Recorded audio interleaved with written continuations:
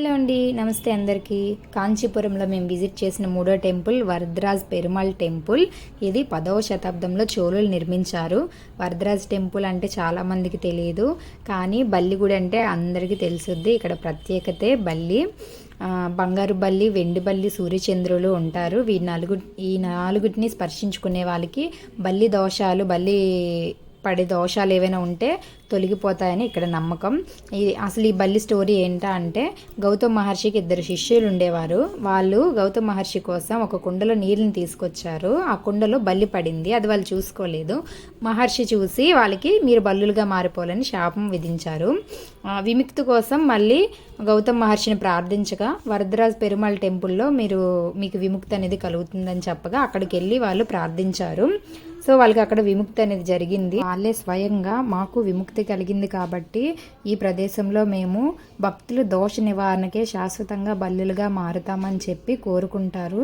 దానికి సాక్షులుగా సూర్యచంద్రుల్ని నియమిస్తారు. మొత్తం సూర్యచంద్రులు బల్లులు కలిపి 4 అక్కడ ఉంటాయి. వాటిని ఎవరైనా తాకగాన వాళ్ళకి దోష నివారణ అనేది జరుగుతుంది అనేది అక్కడి నమ్మకం. ఇక్కడ నుంచి 1 km డిస్టెన్స్లో కైలాష్నాథ్ టెంపుల్ ఉంది. అబ్బా, అసలు మేము అనుకోలేదు. మేము 3 గుడులనే స్టార్టింగ్ నుంచి అనుకున్నాము, బట్ మేము విజిట్ చేసిన గుడి ఇది 4వ టెంపుల్, కైలాష్నాథ్ టెంపుల్.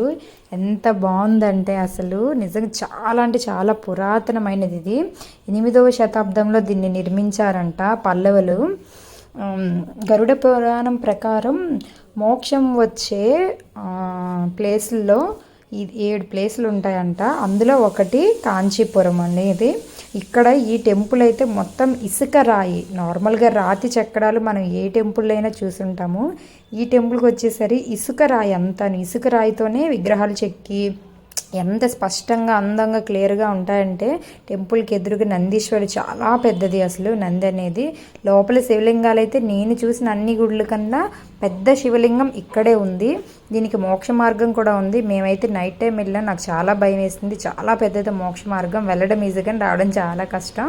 మోక్ష మార్గానికి వెళ్ళాలనుకుంటే మాత్రం ఖచ్చితంగా డే టైంలోనే వెళ్ళాలి. నైట్ టైం అయితే వెళ్ళడానికి అస్సలు అవ్వదు. శివయ్యని మాత్రం చాలా దగ్గరగా చూపిస్తారు ఈ టెంపుల్లోన. అంత పెద్ద శివయ్యని అంత దగ్గరగా చూసేసరికి చాలా హ్యాపీగా ఫీల్ అవుతాం మనం అయితే.